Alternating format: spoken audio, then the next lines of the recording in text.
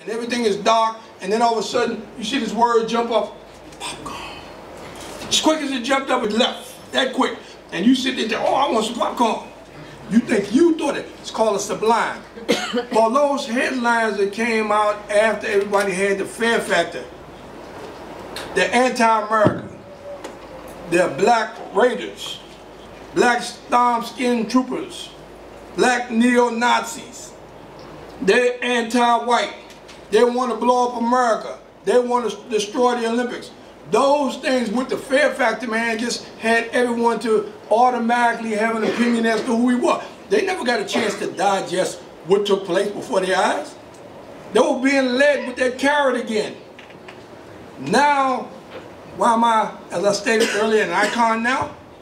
Because people had a chance to digest this thing and analyze it for themselves. It took 44 years, at least 35 years, before people started to wake up and realize that, hey man, there was a lot more to that demonstration than what they were trying to have us believe in the paper. Okay? Yeah, you had a question, man?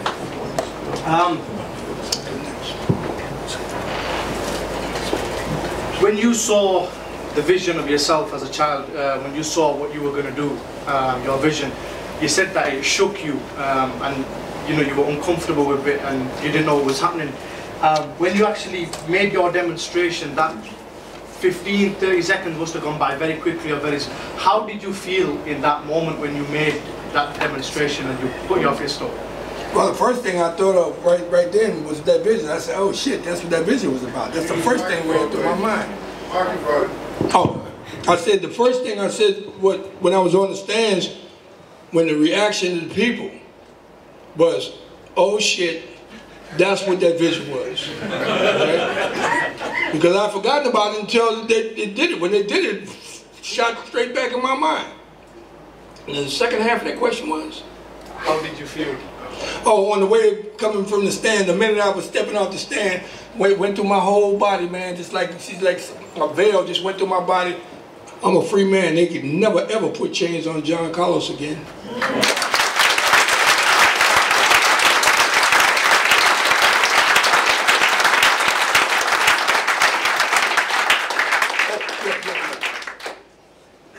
That was a great talk, and I think your story is a great example of the power of sport to liberate. But as you indeed touched upon in your talk, you expressed some hesitations quite rightly about the Olympics and perhaps the potential for sport to also be a repressive channel of repression in society as well. Could you maybe elaborate a little further on whether you think sport is in general something that liberates or something that oppresses, and yeah, maybe just expand on that. Well, sports is a liberation, man. You know, let me tell you what sports, in my estimation, sports is like the animal species. You know, like God put the lion, the cheetah, the monkey, all this beauty He put on earth, right? What happened to it? Man came and destroyed it.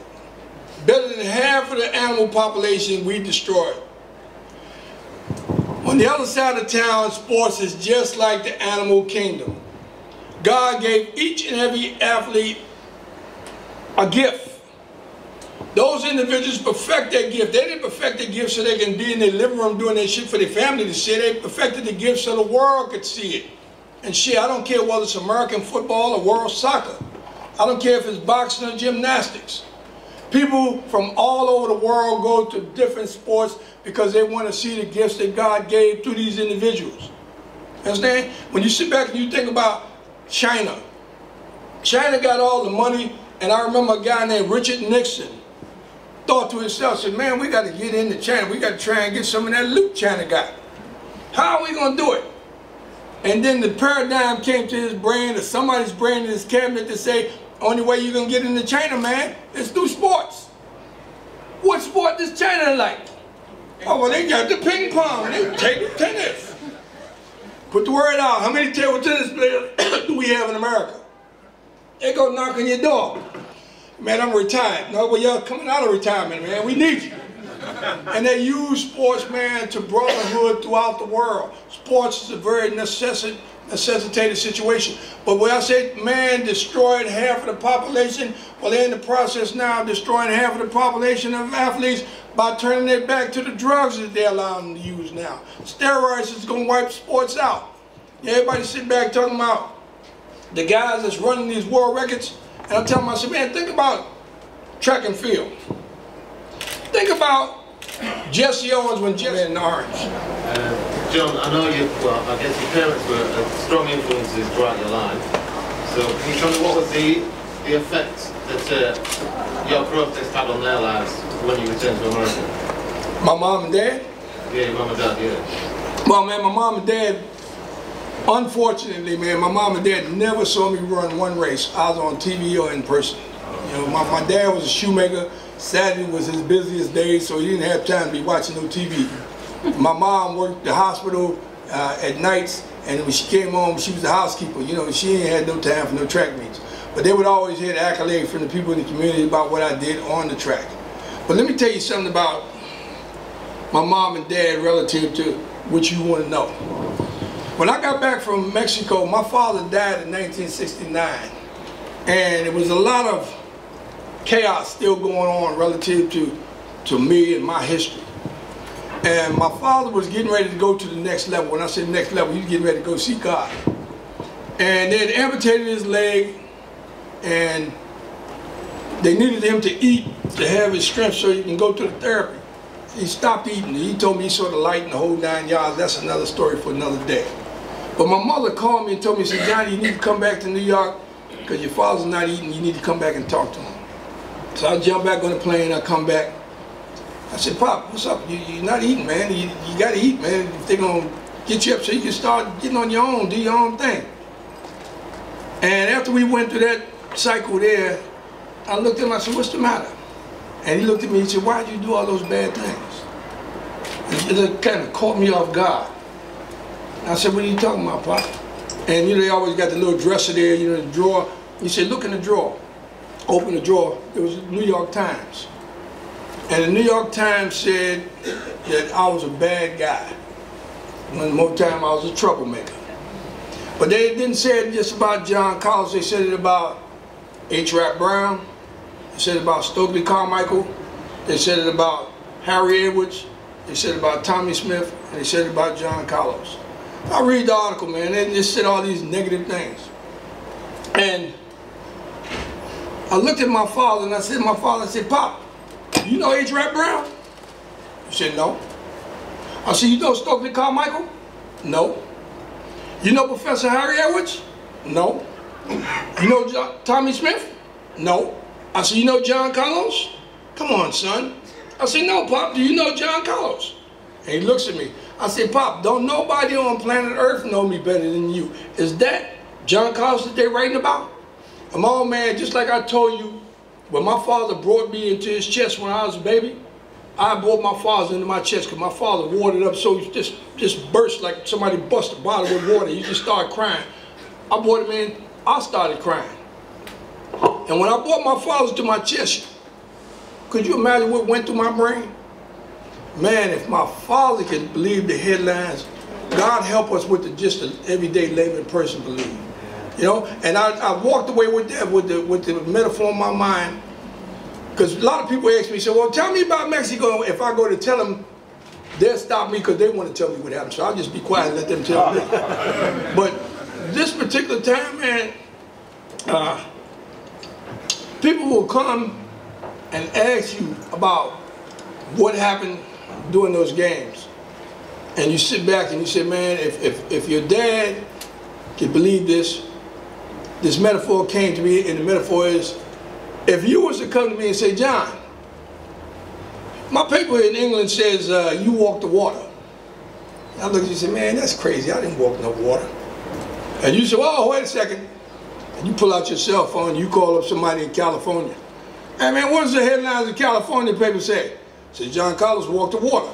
You look at me and tell me, man, you bullshit. You walk the water, man. I know you walk the water. The paper said it. So rather than believing the truth from the person they're writing the story, most people would believe what the headlines tell them. And that's the situation we were in relative to that day and time.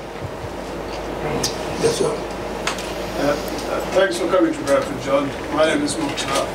One question is that your determination was brought about by some thinking. Obviously, it was your parents and the situation they lived in. The current situation in the world of power of the money and the media is demonizing a lot of people throughout the world, community and countries against each other. I'll give you one example of Islamophobia being created against the Muslim world.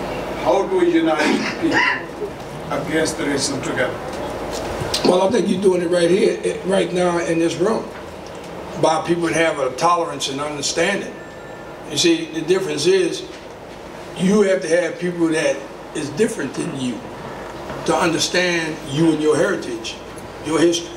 So they can go out, and when you have to step up to say, hey man, what you said about my religion or what you said about my people is wrong, but you ain't standing there by yourself saying it's wrong. You got 10 different ethnic groups standing there with you. They say, nah man, I know these people. You know, particularly America, and then you have to look at the history of this country that you live in right now. You understand? They got a deep history, man, and they put some seeds down, man, that's been down in the ground for so long, infested for so long, man. It's hard to change people.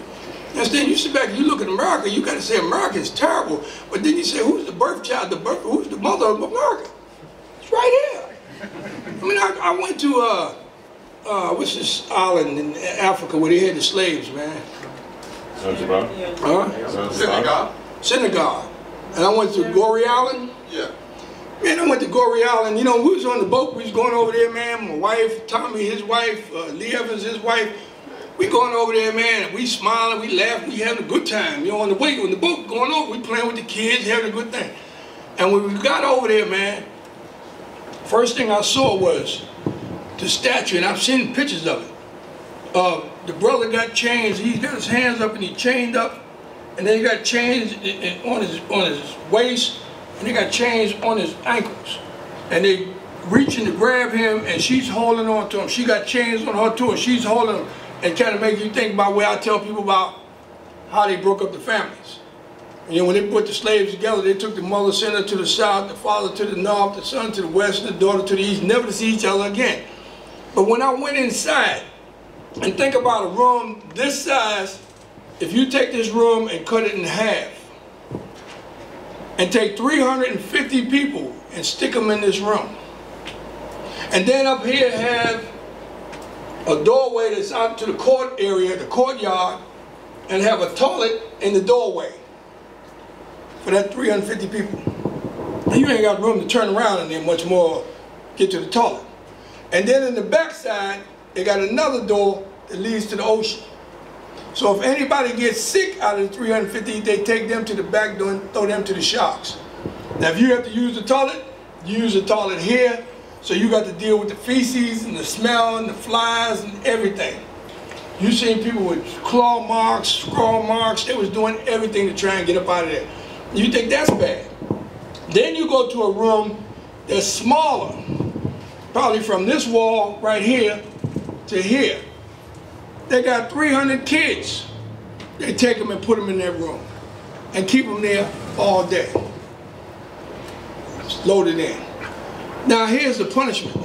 If you get punished, the standard size bathroom, I'm not talking about the big bathrooms that they have in America now, but the old time bathrooms, they take that bathroom and just cut it in half from the top down. And then they give it like an oval shape. And they take 8 men or 8 women, whichever they have, and your punishment is they take you and they put you in that room. There's no window, there's no light, there's no room to stand up, there's no room to sit down, there's no room to move. You stuffed in there, and they take and push you in there and slam that door, and they keep you in there for 8 days.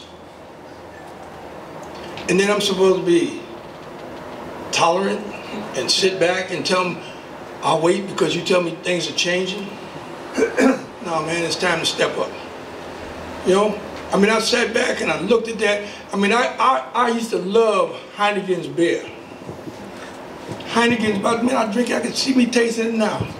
But when I went there and discovered how cold the Dutch was, I said, man, I can never see me ever buying a Heineken's beer again in my life. And people tell me, well, that happened so long ago. And I tell them, I say, yeah, well, you know, it happened a long time ago, but at the same time, you know, what I see in America, they tell me, oh, well, you know, slavery happened 300 years ago, I didn't have nothing to do with it. I say, yeah, but you're the descendant of those that own Bank of America. I said, you own Xerox. I said, shit started a long time ago, and you the descendants of what they got. So, like, if you don't have anything to do with it and you know your history, how come I'm not the vice president? How come I don't have 49%? You can have the 51, but where's my 49%? See, and I'm just trying to bring some clarity into things. I don't believe in supporting people that didn't support me. And you know, when it comes to America, it's like this, man. I give love to America as you give love to England. But you say England, I'm the way I am because I don't see love coming back to me. As simple as that. It ain't about being white, ain't about being black, ain't about being Muslim, ain't about being Catholic, ain't about being rich, ain't about being poor, fat, skinny, good looking, or ugly. But what it is about, it's about right versus wrong. Simple as that. That's why we had a platform said Olympic Project for Human Rights. It's about being right to your fellow man. And if you're wrong, I'm in your face. I don't give a shit. I'm gonna be there until I die, and wherever I go, I'm still carrying the fight on.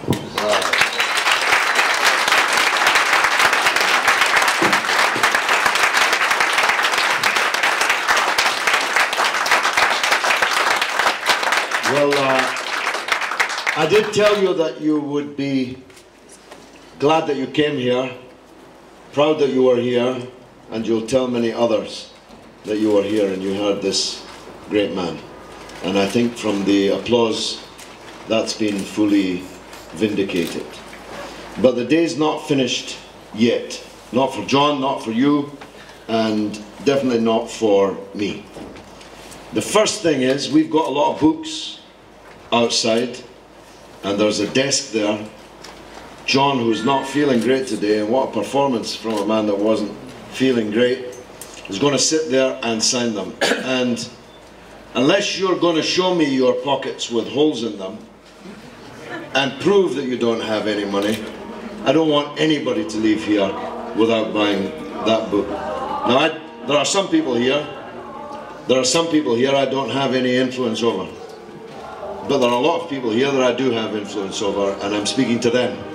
You've got to buy a book. It's compulsory, okay? And John's going to sign it. Incidentally, it's the best book you can get for your money, believe me.